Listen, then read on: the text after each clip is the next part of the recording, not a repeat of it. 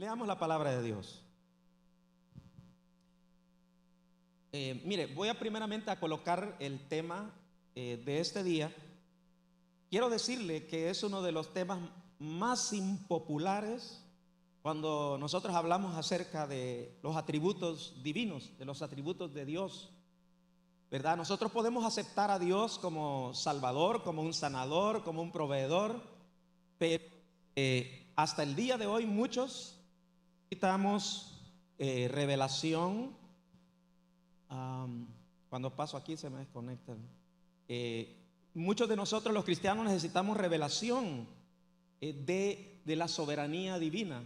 O sea, muchos no entendemos la soberanía divina, y es una enseñanza que puede traer para nosotros mucha seguridad, mucha certeza en nuestra vida, porque vivimos en un mundo lleno de confusión, de caos, y necesitamos saber acerca de la soberanía divina.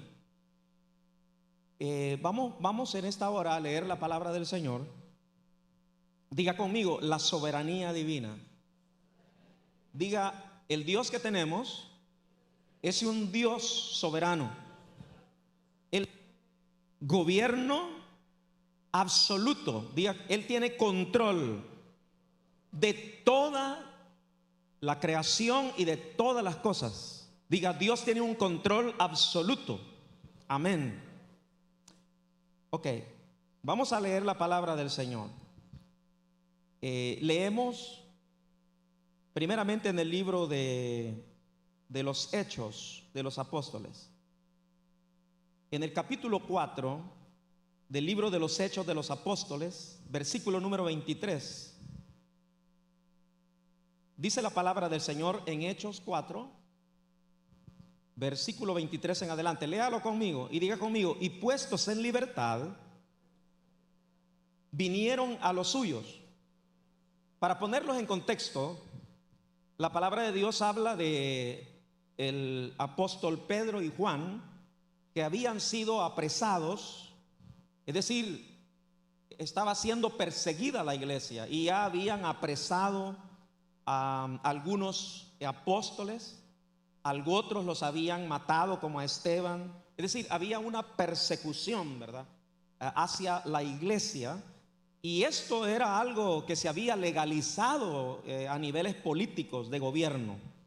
Entonces la iglesia había estado orando incesantemente, ¿verdad?, por ellos, pero los amenazaron a muerte, los castigaron, los azotaron y les prohibieron, ¿verdad?, con el peso de la ley, ¿no?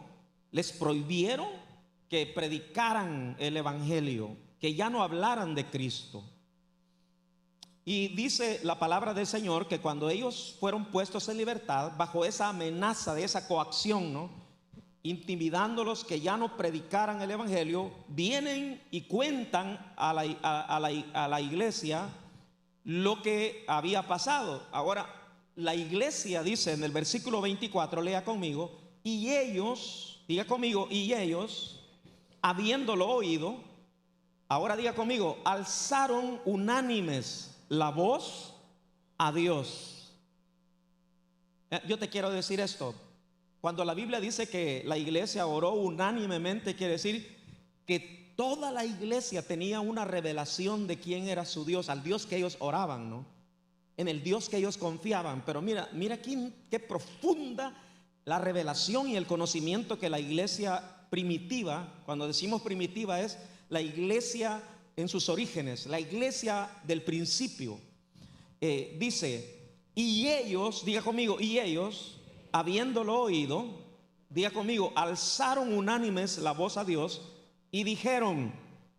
Y aquí por primera vez encontramos esa palabra. No sé cómo ora usted al Señor. Despierte el que está a la par y dígale: hey, escucha. ¿Usted alguna vez ha orado al Señor diciéndole de esta manera? ¿Ha orado al Señor dirigiéndose de esta manera al Señor? Diga conmigo: soberano Señor. Son dos cosas. Muchos queremos a un Salvador, muchos queremos a un sanador, muchos queremos a un proveedor, ¿verdad? Y eso es fácil. voy a decir así, queremos a alguien que nos responda a nuestras oraciones, pero nos es difícil aceptar a Dios como Señor, como Rey, amén, de nuestras vidas. Gloria a Dios. Póngame atención, hay muchos cristianos aquí. Hoy va a tener usted que convertirse otra vez al Señor, porque hay muchos, sabe, que han recibido a Jesús como Salvador. Señor, sálvame de mi problema alcohólico, líbrame de la droga, líbrame de mis no, ese no, le tengo miedo. Gracias. Ese me arruinó un domingo, no, ese no. Sí. Ok. Vamos a tener que conseguir un buen micrófono porque este me está fallando un poquito.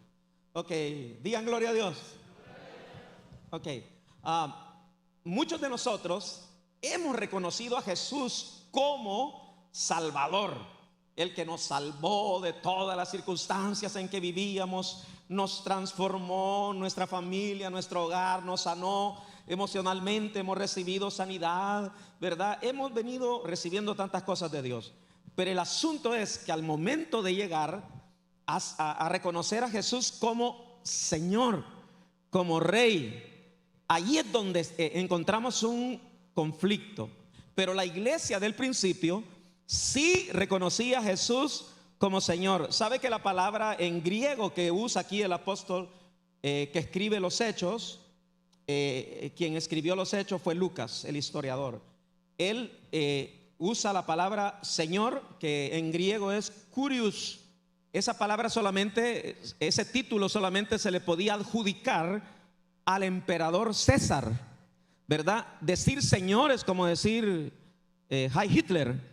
Era el líder supremo, ¿verdad?, del imperio dominante en ese momento. Entonces, decir Señor es como someterte a las leyes y a ese gobierno que está imponiendo, que se imponía sobre el pueblo de Israel. Aquí sí me mataron ya, por favor, súbame.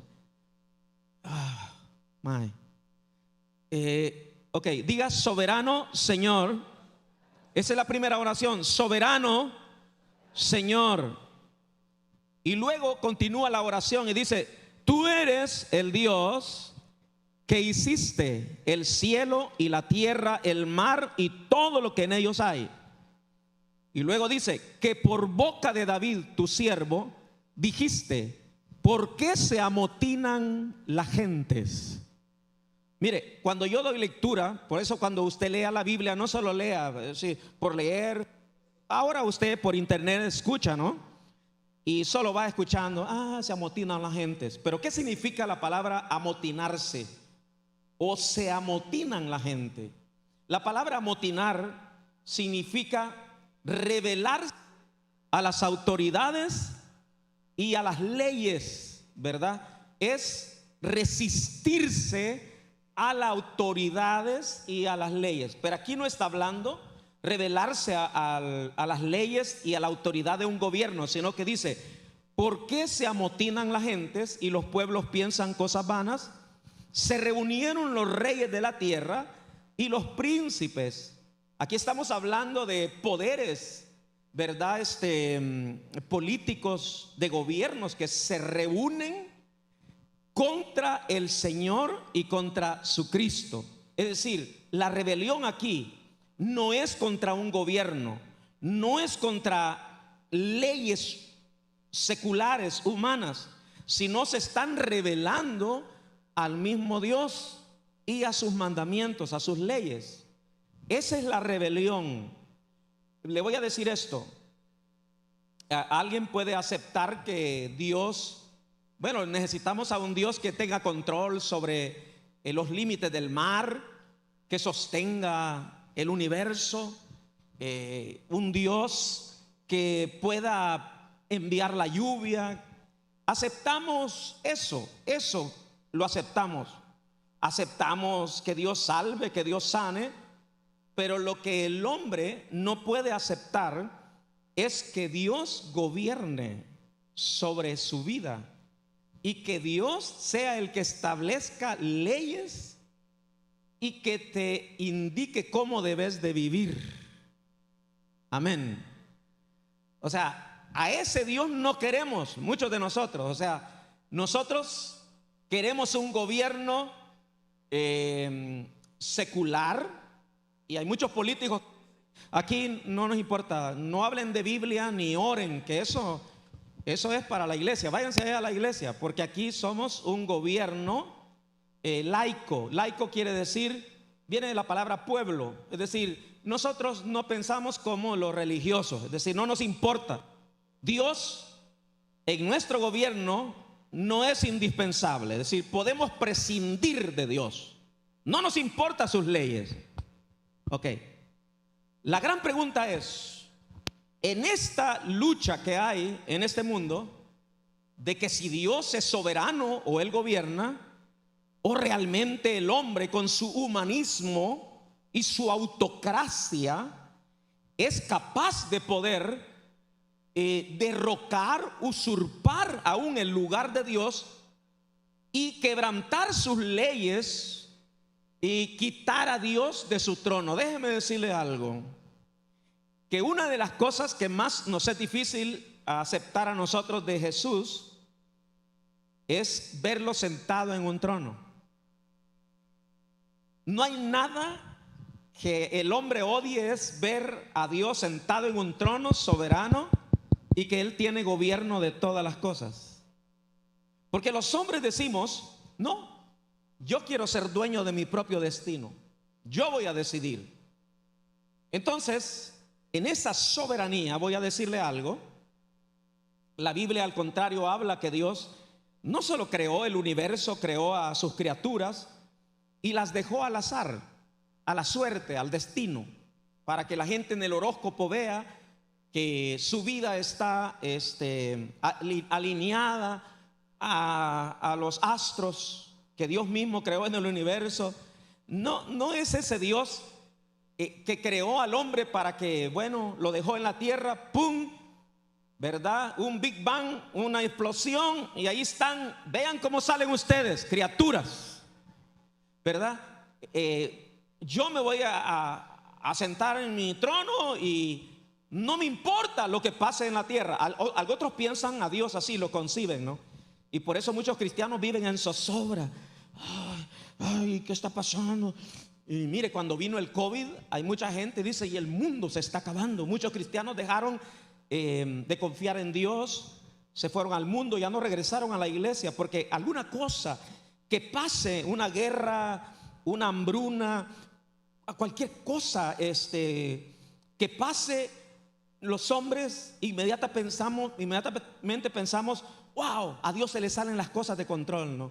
Como que lo que está pasando en el mundo, lo que pasa en mi vida, como que a Dios no le importa, o sea, y que yo lo que estoy viviendo, a Dios no le importa. Él está ausente en este mundo de todo lo que está pasando. Y vemos a Dios como que, de acuerdo a las circunstancias, que los eventos se van desencadenando en la historia y en la política, nosotros creemos que Dios está ahí. Ay, ve, le tiraron un balazo a Trump, y que Dios allá en ese momento se está dando cuenta de las noticias. Ve el New York Times. Mire, ve qué pasó ahí, y que Dios está detrás del escenario como preocupado. Wow, ¿y hoy qué hago? Como tomando decisiones, como en un momento quizás así, qué sé yo, improvisando. ¿Y ahora qué hago? Y como que Dios está desesperado, porque así vivimos nosotros, ¿no? En ese caos, en esa incertidumbre en nuestra vida, porque creemos que todo se le sale a Dios de su control.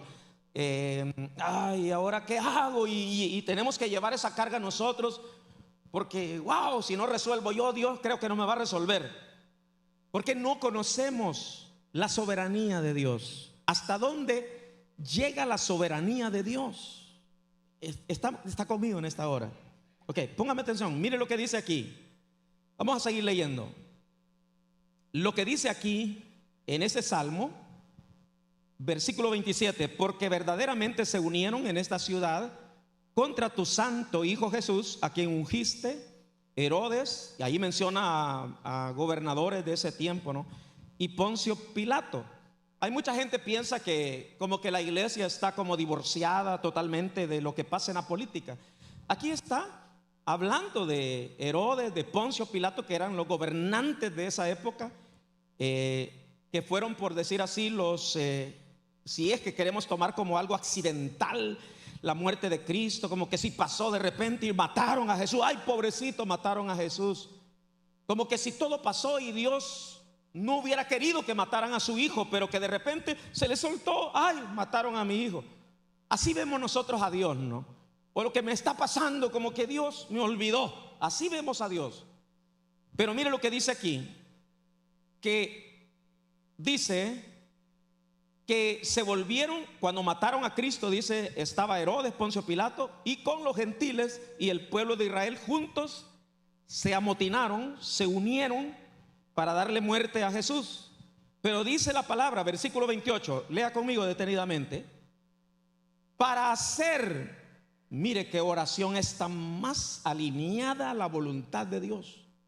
Wow, cuando uno ora, como cuando una persona o intercesor ora en ese nivel de conocimiento de quién es su Dios, wow, te digo, hace retumbar la tierra. Mira lo que pasa, mira lo que dice, para hacer, diga conmigo, para hacer cuanto tu mano y tu consejo había antes determinado que sucediera. ¿Sabías tú que hasta Judas, Jesús sabía quién le iba a entregar de antemano? Y cuando oró al Señor le dijo, Señor, gracias por los que me diste. Hablando de los 12 discípulos, ¿no? Señor, ninguno se perdió, sino uno, el que estaba destinado para perdición. Eso significa que Dios, mire, si la palabra de Dios dice que ni un cabello de nuestra cabeza cae, y ya cumplí 65 años, ¿saben ustedes? Y ya siento que me están cayendo más pelitos. ¿Saben ustedes de alguna fórmula de? Pero no me voy a recomendar a alguien que no tiene pelo o algo. No, a alguien, recomiéndeme algo para que no se me caiga el pelo. Pero la Biblia dice que hasta los cabellos de nuestra cabeza están contados y ni un pájaro cae a tierra si no es la voluntad de Dios. Y Jesús dijo, si Dios le da de comer aún a los pajarillos, ¿cuánto más valéis vosotros más que ellos? Mire, ese viejito italiano que allá va al laguito ahí, al estanque, y va con una bolsita de migajas de pan que le sobraron, y allá va a tirarle a los patos de aquí de Canadá, ¿no? Esa es la provisión de Dios. Amén. ¿Cuántos lo creen? Si Dios hizo que al profeta Elías vinieran pájaros y le trajeran carne en el pico y le trajeran pan, solo se imaginan eso, hermano, y le proveyó un río donde él veía agua, y el pueblo se estaba muriendo de hambre y sed, pero un momento el río se secó y los pájaros ya no vinieron, y se preocupó Elías y dijo, ¿qué pasa? ¿Por qué Dios ya no me está enviando esa bendición? Es que el Señor le está diciendo, hay un cambio de transición. Vamos a hacer un cambio de transición. Así que, mire, no se preocupe a usted si le cerraron una puerta en un trabajo. Uno siente que el mundo se le viene abajo, ¿verdad? Cuando recién vine aquí a Canadá, hermano, como yo también era un poco ignorante, y habían dado un trabajito y yo estaba contento, pero de repente me quitaron, ya no lo necesitamos. Y yo llegué con otro hermano, porque en ese tiempo no entendía neles de inglés, ¿no? Que me tradujera. Yo le dije, disculpe, pero ¿por qué usted me está, verdad, sí, me está desempleando? ¿Por qué? Yo quería que él me diera una razón, porque aquí en este país no es así, punto. No venís mañana y se acabó. Pero uno siente que el mundo se le cierra en ese momento, porque dice, ay, ¿ahora de qué voy a vivir? Pero Dios está pensando en otras puertas que te va a abrir. Amén. Porque Él tiene control y soberanía.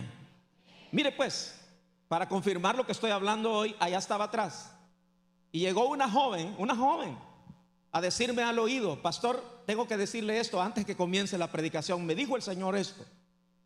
Me dijo que no se preocupe, que todo está bien, porque yo tengo control de todas las cosas y lo voy a bendecir. Solo para que vea. Y sabe una cosa, fue Dios el que me envió a decir hoy, de verdad, con confirmación. Me dijo el Señor: quiero que les hable de mi soberanía, para que este pueblo confíe. ¿Quién soy yo? Amén. Wow. Cuando tú ves a Dios sentado en su trono, yo ya no veo a Cristo colgado en la cruz, ¿verdad? Yo ya recibí la redención, mi salvación. Ahora yo lo veo a Él sentado, sentado en su trono, a la diestra de Dios Padre. Y ahí Él tiene potestad, diga, Él tiene poder, diga, poder. Y Él tiene autoridad sobre todo principado, sobre todo gobierno, sobre todo demonio, en la tierra, en el cielo. Los ángeles se sujetan a la soberanía, al gobierno de Cristo. En la tierra Dios quita y pone reyes. Dios gobierna sobre todas las cosas. Amén. Y debajo de la tierra, donde está el infierno y los demonios, también toda lengua confesará que Jesús es Señor, para gloria de Dios Padre. Todo se sujeta, todo está dominado. Tiene Dios gobierno. Amén. Ahora, hablemos de sus leyes un poquito. Porque el hombre ve a un Dios impersonal. Pero yo, sí, no soy ateo. Yo creo en Dios, pero para mí Dios es todo. Dios es todo. Pero la Biblia habla de que nuestro Dios, ¿verdad?, es un Dios que tiene personalidad, tiene moral, y uno de los atributos más gloriosos, y que también la gente lo desecha, es la santidad moral de Dios. Entonces viene y el hombre dice: está bien, queremos a Dios, vamos a hacer hasta una iglesia, ¿verdad?, que creemos en Dios, pero eso sí, no creemos en esas leyes de Dios. Y entonces la gente desecha a Dios. ¿Desde cuándo el hombre comenzó a desechar las leyes de Dios? Pero la pregunta es: pastor, ¿será que a Dios la gente que se le revela es porque como que le torció la mano a Dios y Dios, ay, este mundo se ha vuelto ateo, este mundo se ha vuelto incrédulo, ya no creen en mí, ese es un problema? No. Sabe que Dios tiene control de todas las cosas. Y hay algo que se llama en el gobierno de Dios, porque Dios gobierna sobre todas las cosas. ¿Sabes una cosa? Que Dios a ti te ha predestinado. Amén. Dios te ha predestinado y tu vida tiene un plan y un propósito. Lo que estaba diciendo aquí en esta oración el pueblo es: Señor, todo lo que le pasó a Cristo, su muerte, su martirio, su sufrimiento, todo es tu mano y tu consejo. ¿Sabe que cuando hizo Mel Gibson la película La Pasión, había un gran pleito porque estaban los judíos, el pueblo de Israel, que decían: wow, la gente nos va a odiar, porque ¿quiénes fueron los que mataron a Cristo? ¿Fueron los judíos? ¿Fueron los romanos? ¿Quién fue el que le dio muerte a Cristo? Y al final, al leer aquí en la palabra del Señor y en todos los escritos acerca de la muerte de Cristo, ¿saben quién mató a Cristo? Dígame, ¿quién mató a Cristo? Estaban los religiosos ahí que dieron la aprobación, estaba Pilato, estaba Herodes, estaban los gentiles, porque en ese tiempo en Jerusalén habían gentiles también, y todos dijeron: denle muerte. Así gritaron: mátenlo, liberen a Barrabás, el asesino, muerte a Cristo. Pero ¿quién decidió la muerte de Cristo? ¿Fue el mala suerte? ¿Fue accidental? ¿O qué fue? ¿Ah? ¿Qué dice la Biblia? Que Dios lo permitió. Aquí dice: para hacer cuanto tu mano y tu consejo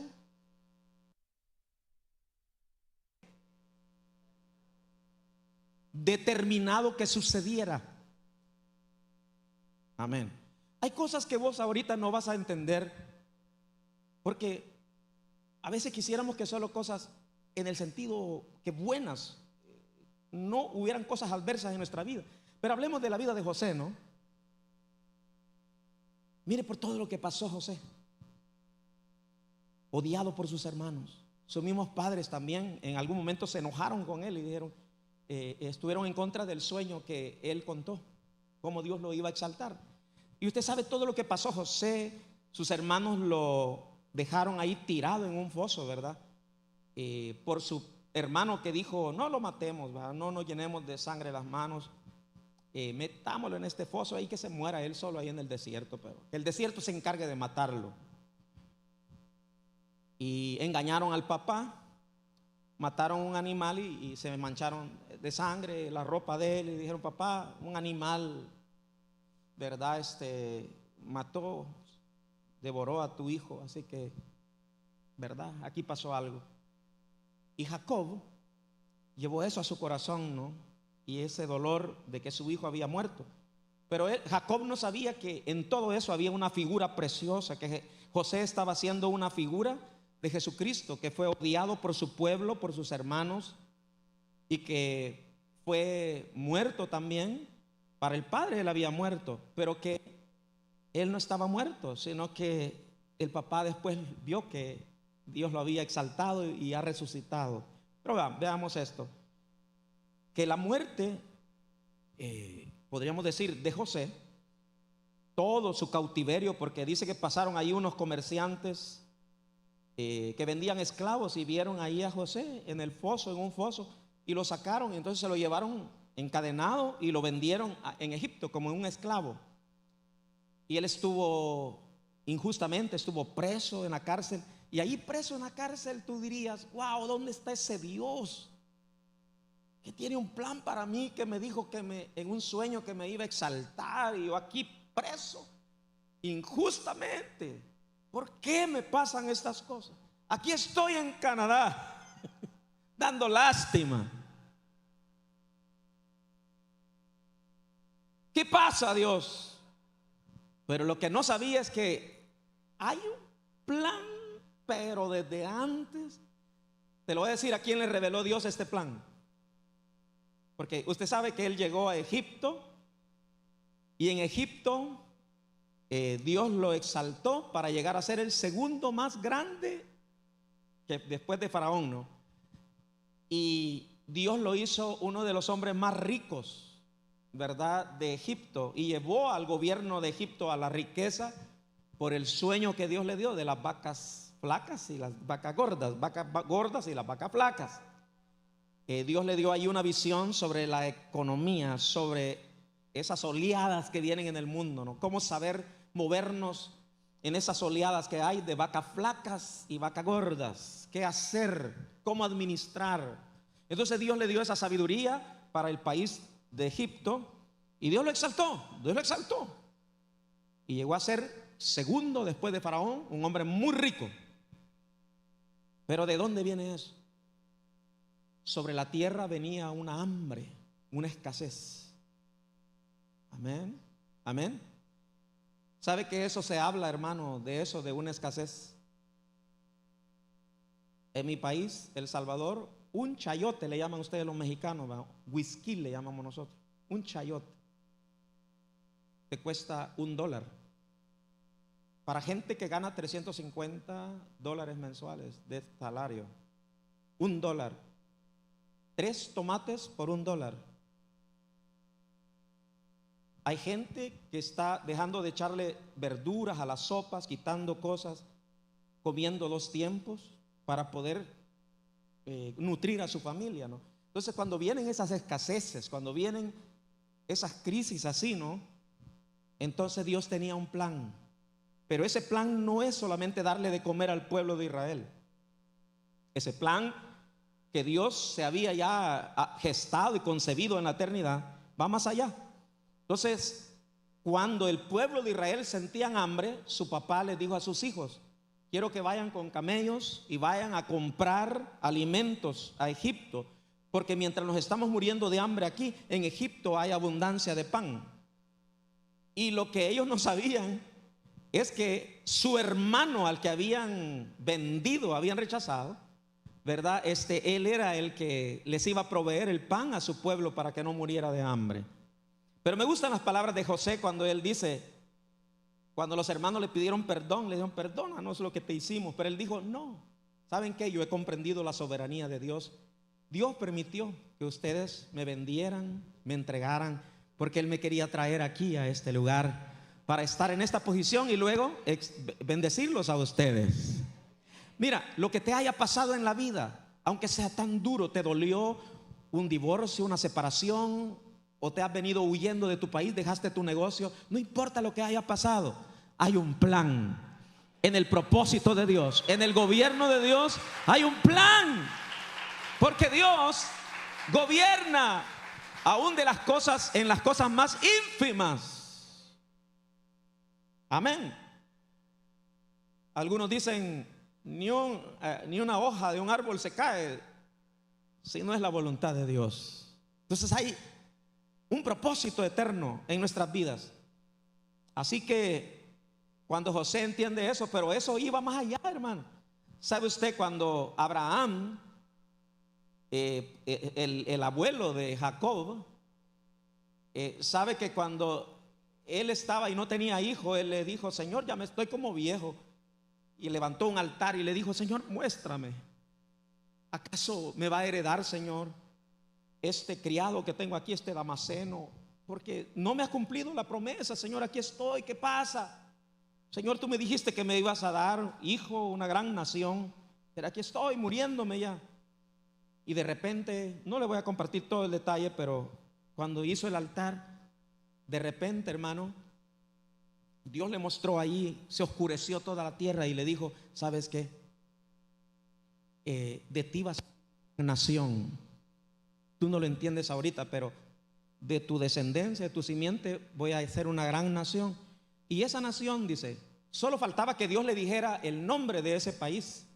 Quizás porque en ese momento el país no estaba creado todavía, no era un imperio Egipto. Pero en ese momento le dijo: ustedes van a ser llevados como esclavos y estarán en un país, y van a estar 400 años allí. Pero después, dice, Dios los sacará y los va a liberar. ¿Te imaginas que todo eso está planeado?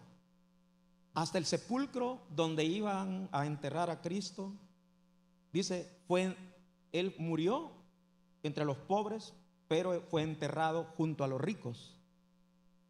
Y resulta que José de Arimatea tenía una tumba que había comprado él para gente de clase social muy alta, ¿no?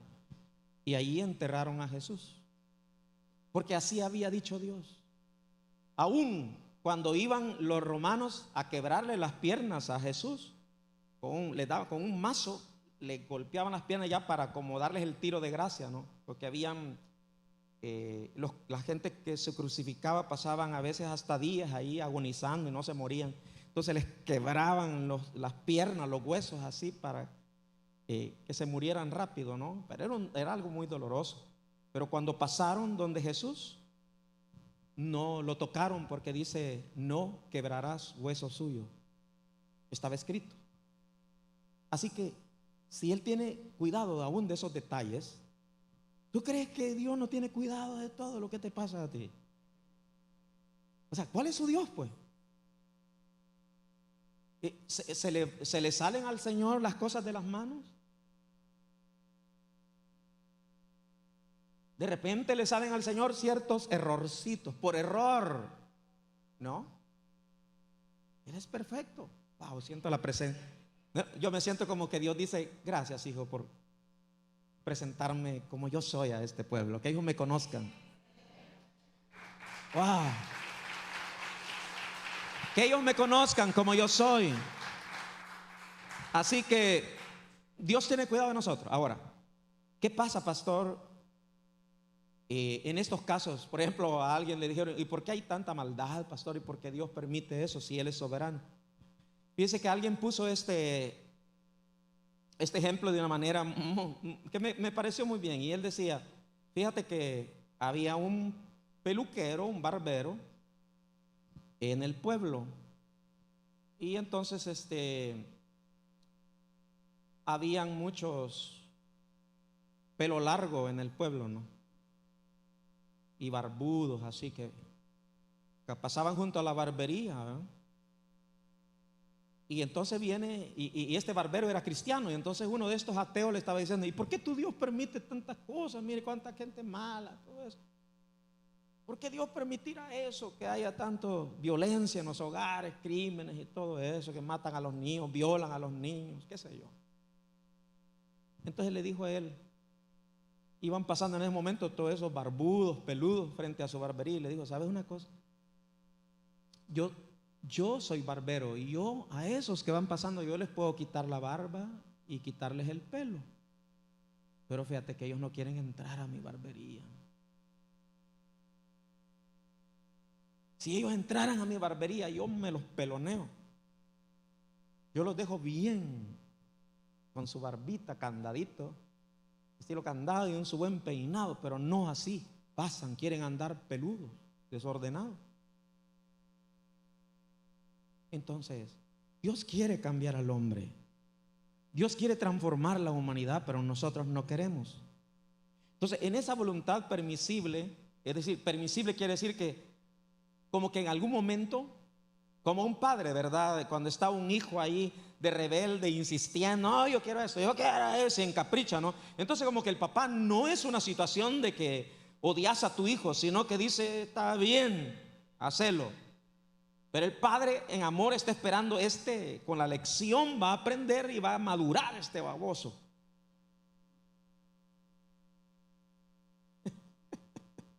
En México dicen esa palabra, ¿verdad? Entonces viene y uno espera que esa persona cambie. Mira, hermano, la palabra de Dios dice que por cuanto los hombres, dicen Romanos, no quisieron darle gloria a Dios, y los hombres, creyendo ser más sabios que Dios, se hicieron tan necios, se hicieron locos.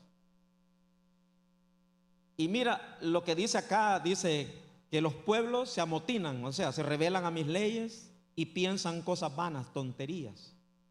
Entonces los hombres dicen: no queremos las leyes de Dios, queremos ser libres. Así que separémonos de la iglesia. Eso se dio en los siglos de lo que le llamaron el Renacimiento, que se separó el gobierno de la iglesia y dijeron: ya no más, ya no queremos nada de consejos de iglesia, ni que leer la Biblia aquí, ni orar, ni nada. Queremos ser autónomos, independientes, porque nosotros somos seculares, nosotros no, ¿verdad? No queremos nada aquí, somos laicos. Vamos a hacer lo que nosotros querramos. El hombre, creyéndose sabio, solo imagínate, hermano, estaba viendo un video, y yo sé que usted habrá visto muchos, de una joven, hermano, en su baño. Los mismos padres la observaban, ¿no? Le han conseguido el lodo, y ella es una persona que se autopercibe ser un cerdo, y entonces se revuelca en el lodo así, y hace sonidos como un cerdo, ¿no? Y los papás diciéndole allí: hija, ¿te sentís feliz? Entonces dice: en otro tiempo atrás, lo que haría un padre es: hombre, llevemos al psiquiátrico a esta muchachita. Hoy no, aplaudimos. Ay, ¿usted quiere ser un reptil? Mándese a tatuar, hijo, póngase, cambie el color de los ojos y afílese los dientes para que parezca usted reptil.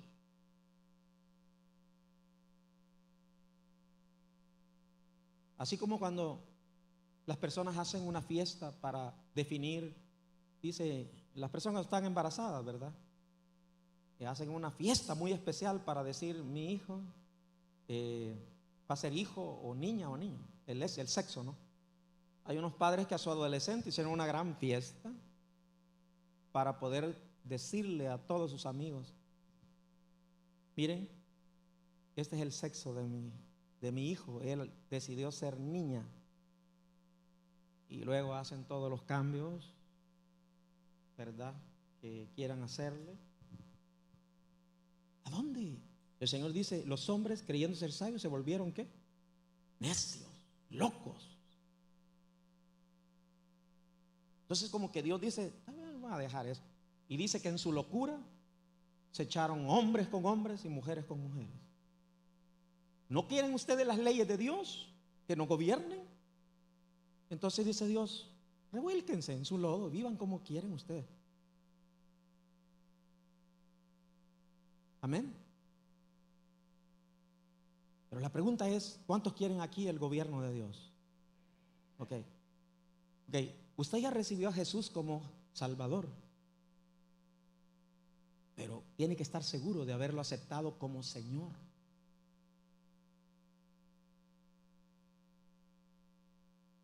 Amén. Como salvadores, míralo en la cruz. Como señores, míralo sentado en su trono. Y Él tiene leyes. Amén. Y tenemos que obedecerle. Gloria a Dios. ¿Está conmigo en esta hora? Ok, ya termino. Entonces cuando Dios ve todo esto, en el Salmo, lo lee usted en su casa, en el Salmo 2, es donde el apóstol Pablo tomó el escritor del libro de los Hechos tomó este pasaje que dice de la soberanía de Dios. Pero luego dice, en el Salmo 2 sigue diciendo, ¿verdad? Y Dios desde el cielo dice, se burla de ellos. O sea, que Dios en su soberanía dice, bueno, ellos quieren tener libertad, quieren hacer lo que les da la gana, no quieren que yo los gobierne, está bien. Y entonces Dios les deja la libertad. Pero desde el cielo, cuando Dios mira a los hombres en la degeneración, en el caos en que viven, ¿no? Por no obedecer a ese Dios que nos está dictando. Yo no sé, si alguno viene de Venezuela o de Cuba, no le va a gustar esto que le voy a decir. ¿Cuántos vienen de Nicaragua? No hay nadie de Nicaragua. ¿Venezuela? ¿Alguien de Cuba? No. Ok. ¿Sabe que el gobierno de Dios es absoluto? Y que Él es un dictador.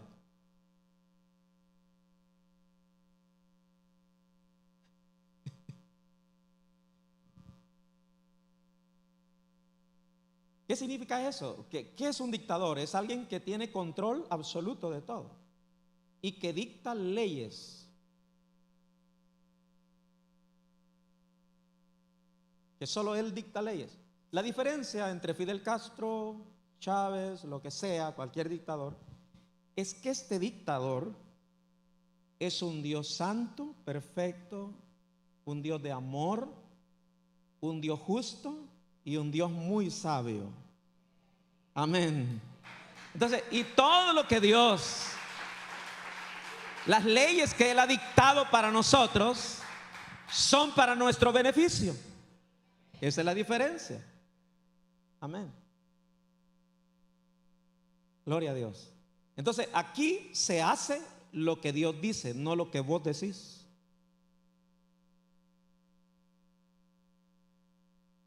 Y no vamos a contradecir lo que Él diga en su palabra, porque son leyes, pero esas leyes son para nuestro beneficio. Amén. Así que yo me abandono por completo a un Dios así, tan bueno, que Él conoce mi vida y sabe lo mejor para mí. Yo voy a terminar esto. Yo sé que algunos que han oído esto y que serán de esos países de dictadura se van a molestar, pero no, yo creo que me entendió lo que yo le dije. Las dictaduras son malas porque son hombres imperfectos, malos, que dictan leyes. pero nuestro Dios, y eso es lo que no le gusta mucho, muchos no quieren a Dios que lo gobierne y dice: a mí no me importa, cualquier persona del LGBTQ plus te va a decir, no me importan las leyes de Dios ni lo que los cristianos digan en esa su Biblia, pero a nosotros sí nos importa lo que Dios dice en su palabra. Amén. Gloria a Dios. Yo voy a terminar. ¿Cuántos están recibiendo en este día? Solo voy a leer de último este pasaje y ahí ya concluyo. Vamos a leer en el libro de Romanos 9, 19 al 21, y ahí yo termino.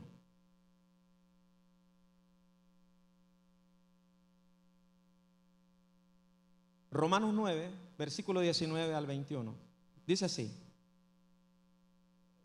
pero me dirás, diga conmigo, ¿por qué me dirás? ¿Por qué pues inculpa? Porque ¿quién ha resistido su voluntad? Mas antes, oh hombre, ¿quién eres tú para que alterques con Dios? Dirá el vaso de barro al que lo formó: ¿por qué me has hecho así? Uno tiene potestad del alfarero sobre el barro para hacer de la misma masa un vaso para honra y otro para deshonra. Cuando el hombre trata de altercar con Dios, hermano, no puede, porque Dios es nuestro creador. Así como quien dice: yo he creado al hombre y lo hice del polvo. Yo soy el alfarero y ustedes son una masa de barro en mis manos. Solo déjense moldear y no se resistan a mi voluntad, porque no pueden, y yo puedo hacer con lo mío lo que yo quiera. Amén. Usted es de Dios. ¿Quién lo creó a usted? Entonces el Señor dice: ustedes son barro en mis manos. ¿Acaso no puedo hacer yo con el barro que yo he creado lo que yo quiera? Entonces cuando uno viene a la iglesia, uno no viene a decir: yo cuestiono esto, no, uno se viene a someter. Soy barro en tus manos. Y entonces se rinde a la soberanía y al gobierno de Dios. Eso es lo que no le gusta a muchas personas. Yo quiero tener una creencia en Dios, una religión, pero no que me digan qué tengo que hacer. Ese es el punto. Pero por eso le digo, hay muchos que están aquí que quizás solo aceptaron a Jesús como Salvador, pero no lo han aceptado como soberano Señor en sus vidas. Y este día lo vamos a hacer. Amén. Me someto a tu voluntad, Señor. Ya me apagaron la lucecita, ¿verdad?